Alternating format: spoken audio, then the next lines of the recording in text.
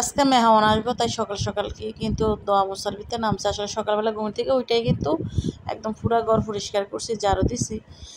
আর এখন এই যে আর্টিফিশিয়াল যে ফুলগুলো, আসলে এগুলো তো ঘরের সৌন্দর্য অনেক বাড়ায়, তবে খুব তাড়াতাড়ি ময়লা হয়। তো আসসালামু আলাইকুম, সবাই কেমন আছেন? আশা করি আল্লাহর রহমতে সবাই ভালো আছেন।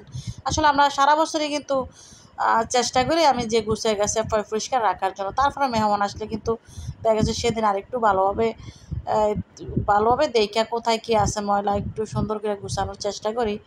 তো আমি ঘর গুছিয়ে সব কিছু মানে রেডি করতে করতে কিন্তু এখান আবার বাজার নিয়ে আসছে। তো বাজার থেকে মাংস আছে। আসলে ঢাকার থেকে মেহমান আসবো, তো মেহমানরা কিন্তু আমার যে ভাই আসবে, আমার ভাই কিন্তু ওই মাছটা খুব পছন্দ করে, দেশি মাছ। তো যাই হোক, আসলে মাছ তো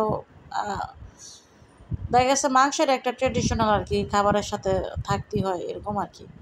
তো এখানে যে ছোটো মাছ আনছে, তো দেখেন মাছগুলো কত সুন্দর, নদীর মাছ, তাজা মাছ। তবে মানে আজকে ছোটো মাছগুলো আনছে, দেখা গেছে অনেকটাই লেট হয়ে গেছে, সকালে বৃষ্টি ছিল। তবে আমার জন্য একটু কষ্টদায়ক হইলো, মানে মাছগুলো কাটাকাটি করতে একটু সময় লাগবে, সময়ের ব্যাপার।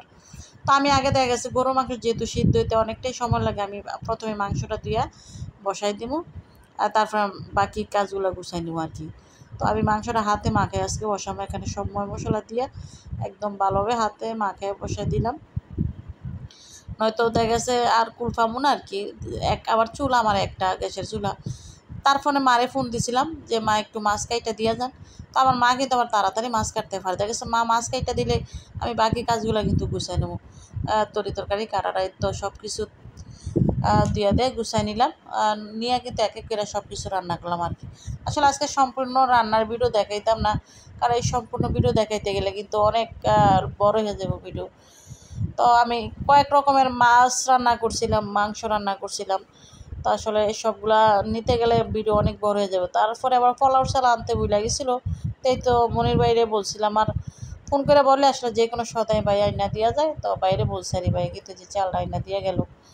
তবে আজকে নাকি আমার পোলাওর চাল মানে পোলাওটা রান্না অনেক মজা হয়েছে, অনেক সবাই প্রশংসা করছে। তবে আসলে আমি খুব তাড়াহুড়ার মধ্যে রান্না করছি, তারপরেও রান্নার প্রশংসা শুনে খুব ভালো লাগছে। কেউ খাইয়া যদি প্রশংসা করে, এমনিতে কিন্তু মন ভালো হয়ে যায়। আর যতই কষ্ট করে রান্না করি না কেন, কেউ প্রশংসা করলে কিন্তু অনেক ভালো লাগে। তো সত্যি অনেক মজা হয়েছিল, মানে সাদা পোলাও তেলটা একটু কম দিয়া তারপরে জর্জরা করে রান্না করছিলাম আর কি। তো এই তো রান্নাবান্না কিন্তু শেষ। আসলে কয়েক রকম মাছ রান্না করছিলাম, মাংস ছিল, ভাজি, ডাল, অনেক কিছু রান্না করছি। তো এই তো আমাদের মেহমান আসলে আমার ভাই ঢাকা থেকে আসছে। তো সাথে কিন্তু আরও মেহমান ছিল।